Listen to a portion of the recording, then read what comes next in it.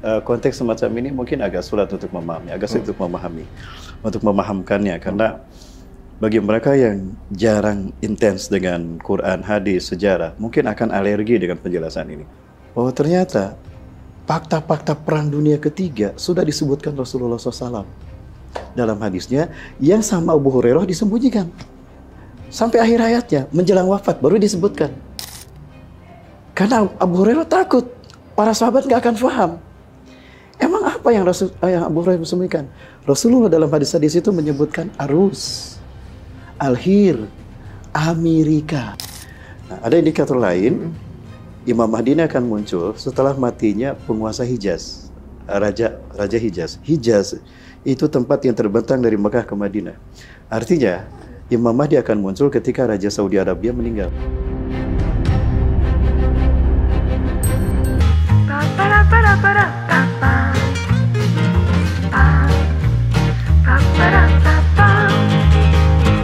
Proses kebangkitan Islam itu kan dimulai dengan munculnya Imam Mahdi, dengan dibaiatnya Imam Mahdi. Bayangkan, sejak Imam Mahdi dibaiat sampai Islam tegak, tidak pernah ada peperangan yang berhenti. Berapa tahun itu rencana? Nah, kalau disebut berapa tahun, wallahu a'lam bishawab ya. Nggak tahu ya. Cuma perangnya banyak. Perangnya banyak. Yang pertama, ketika Imam Mahdi dibaiat, itu sedang terjadi perang dunia. Sedang terjadi perang dunia. Berarti akan ada perang dunia dong. Akan ada lagi dong. Maksudnya perang ini sedang ada sebuah peperangan sedang berlangsung.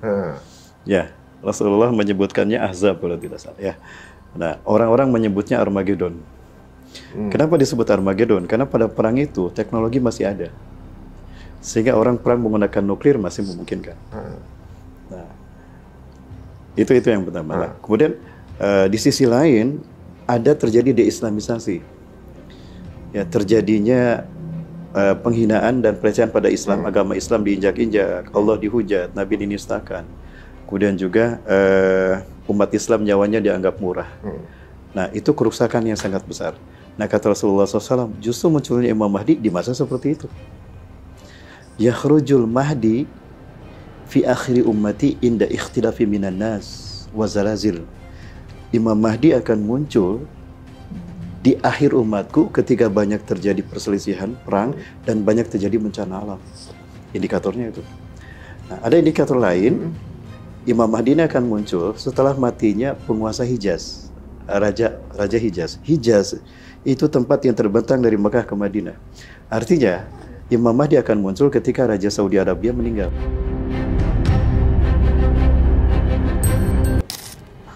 Dan hari ini Raja Saudi tinggal satu, Raja Salman. Apa yang dimaksud Raja Salman apa MBS-nya nih?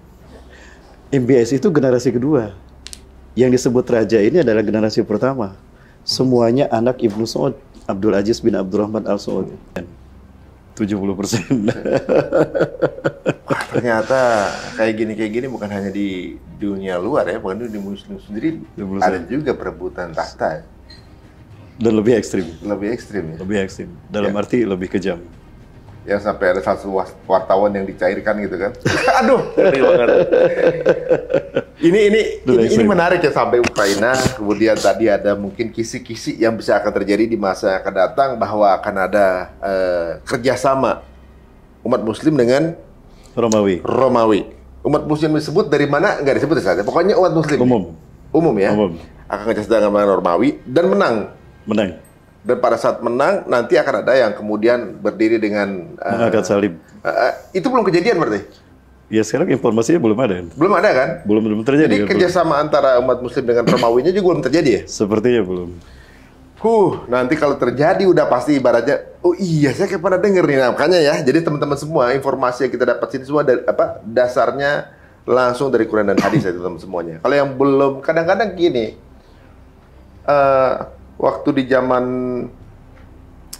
ibaratnya kayak di abad 18-an saat terus kemudian bumi itu terjadinya Big Bang Theory gitu. Orang-orang bilangnya kan pasti halu loh gitu. Karena ilmunya belum sampai. Quran udah bilang 1400 tahun yang lalu kan. Betul. Ketika di abad 19 bahwa ada Big Bang Theory, orang baru ngeh bahwa itu di Quran udah bicara 1000 tahun yang lalu gitu. Kalau sekarang mungkin ketika belum kejadian, orang akan banyak yang menyangka sesuatu itu ngayal gitu kan. Kan gitu. Jadi ibaratnya nggak apa-apa. Siapa tahu ketika terjadi itu tayangan kita masih ada, Ustaz. Biar mereka lihat lagi dan kemudian paham. Seperti yang sedang terjadi juga di Palestina kan banyak yang sudah katanya melihat kejadian sebelumnya, kemudian terjadi sekarang gitu kan. Jadi ada beberapa hal yang saya rasa kayaknya memang perlu kita ketahui. Dan tinggal kita mempelajari kira-kira dari apa yang dikatakan oleh Al-Quran dan hadis ini mendekati ke yang mana. Jadi ibaratnya polanya akan sama saja. Akan sama. Nah, sekarang saya balik lagi pertanyaan di awal, Ustaz. Sebenarnya siapa, Ustaz, yang ngedesain ini semua, Ustaz? Jadi ibaratnya kalau dari cerita Ustaz berarti kan sebenarnya baru berawal sejak runtuhnya Daulah Islamiyah kan berarti. Iya. Semua di grand design segala macam ini. Sebetulnya bukan baru dimulai di situ. Untuk realisasinya ya.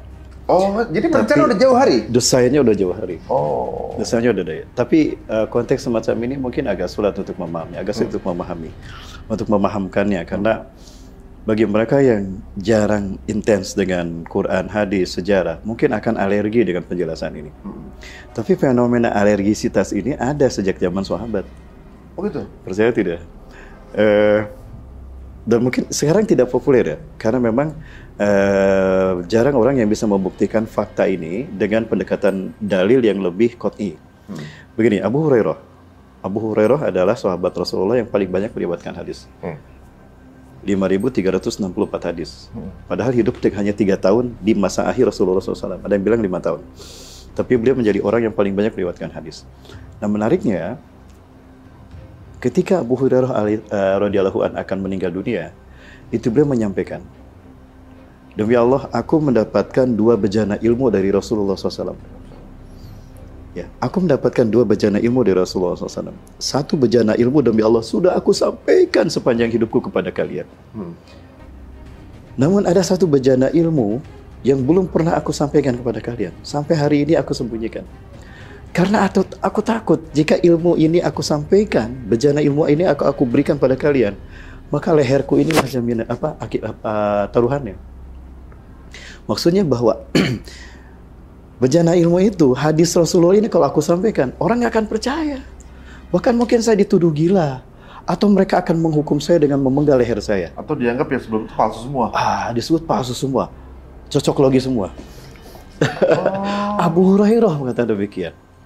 Nah saya kaget, emang apa yang disembunyikan Abu Hurairah? Penasaran, Ustaz. Apa, Ustaz? Emang apa? Nah ternyata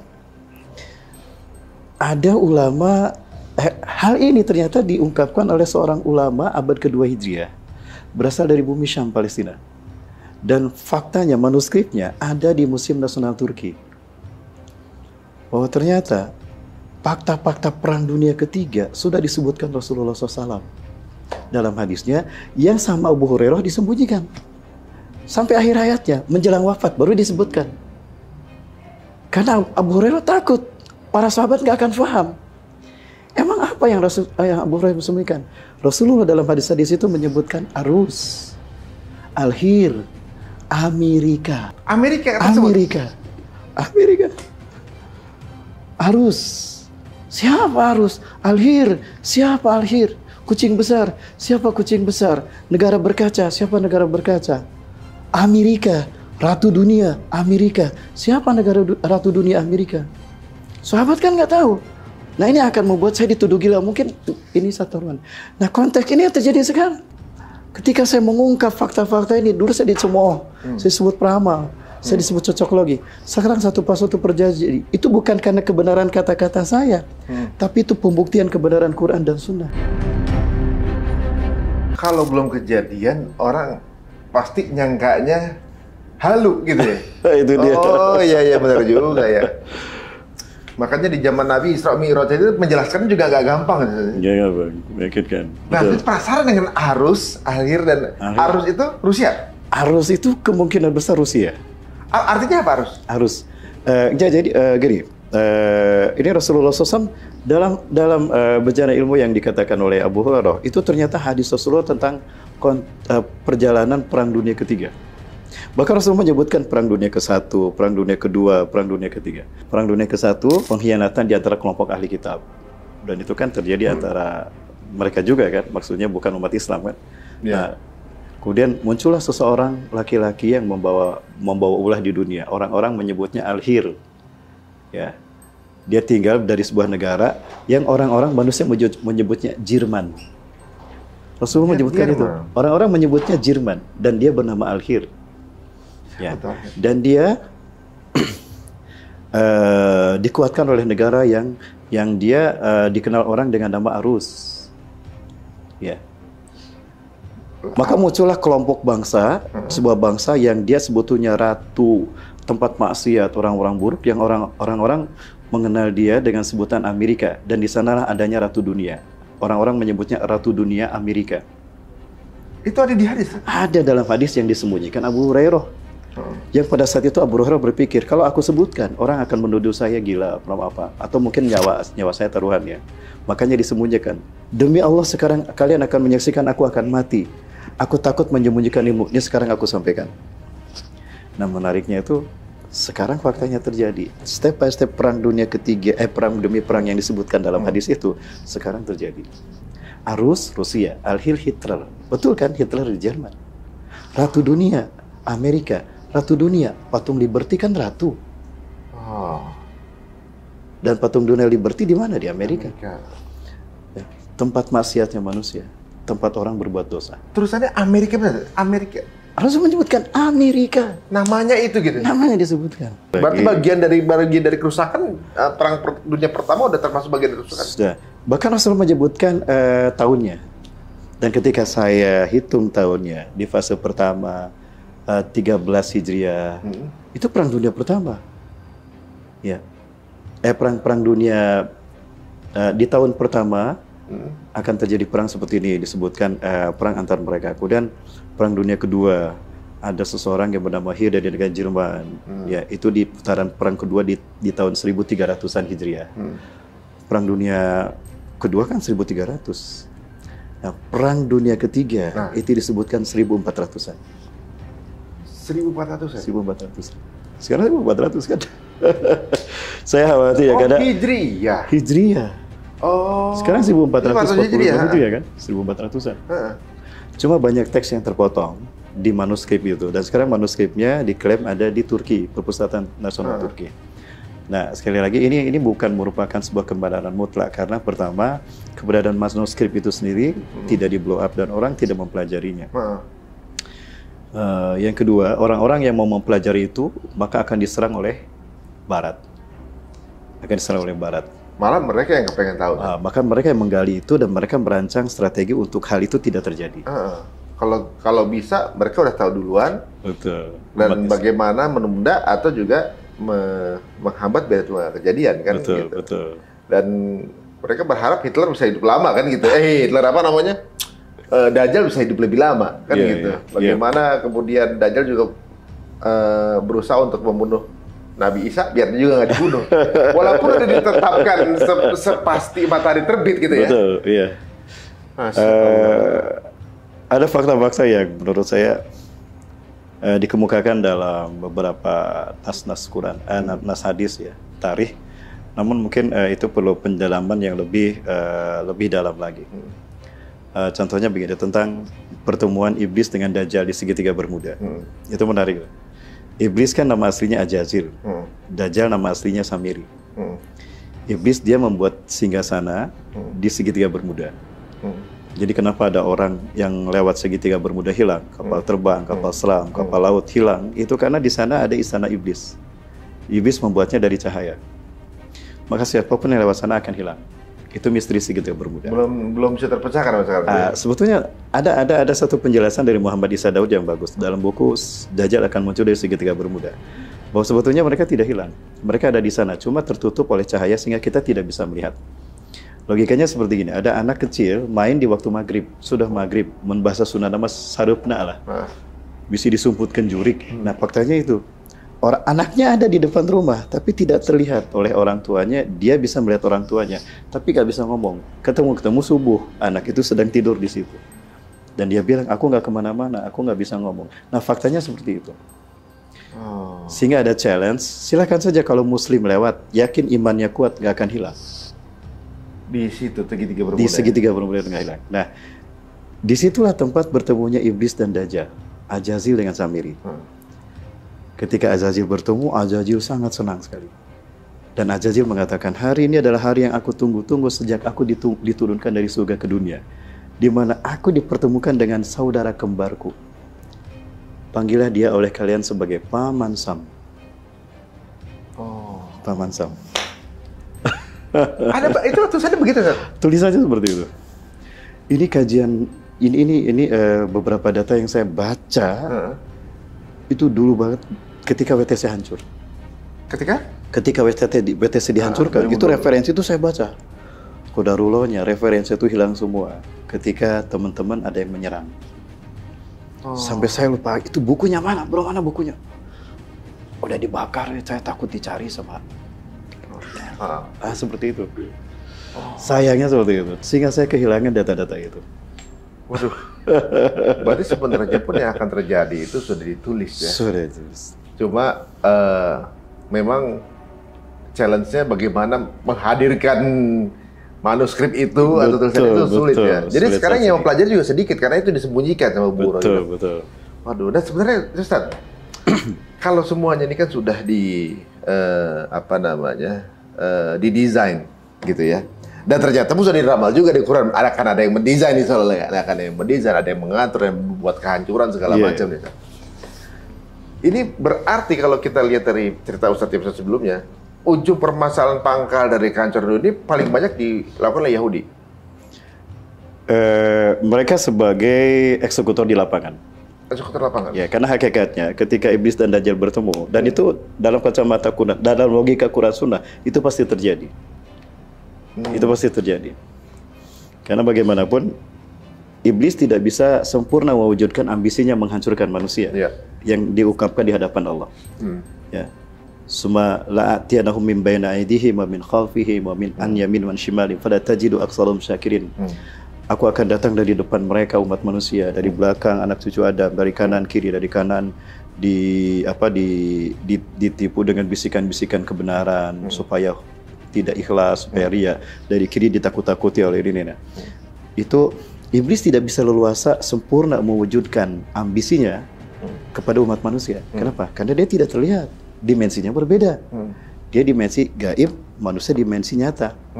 Qadarullah sama Allah dirangsang, istidrot, lahir manusia yang perilakunya mirip dia. Tapi ya untuk dari segi gaya hidup ya bisa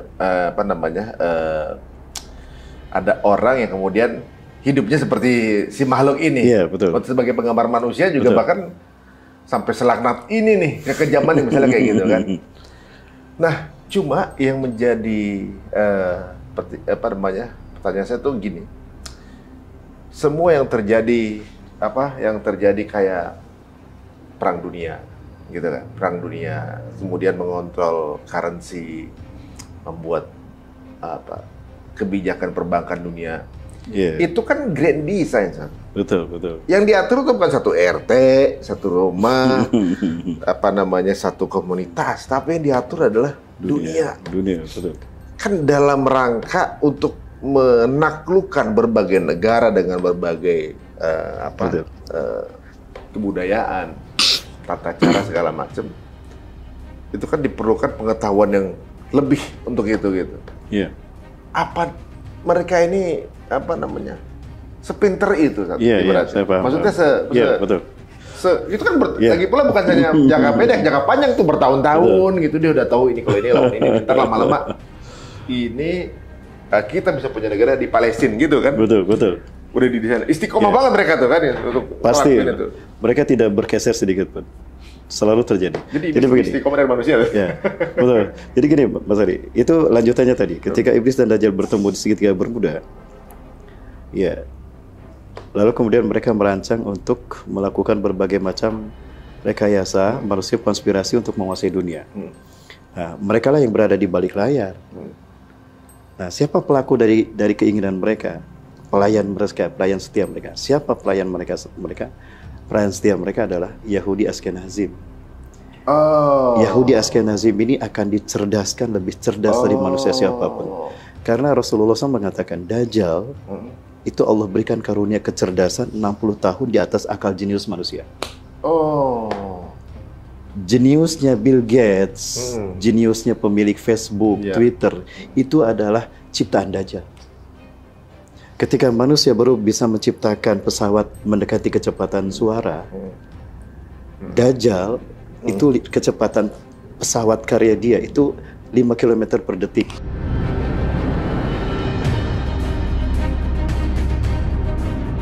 Nah, orang-orang yang berpihak kepada Dajjal akan dibikin cerdas, lebih cerdas dari manusia yang lain. Maka muncullah orang yang pro pada mereka dan akan disiap tuh. Siap menghambakan diri. Siapa? Ada Sir Mayer Rothschild. Dialah sutradara di balik revolusi Prancis, industri di Inggris, dan revolusi Amerika.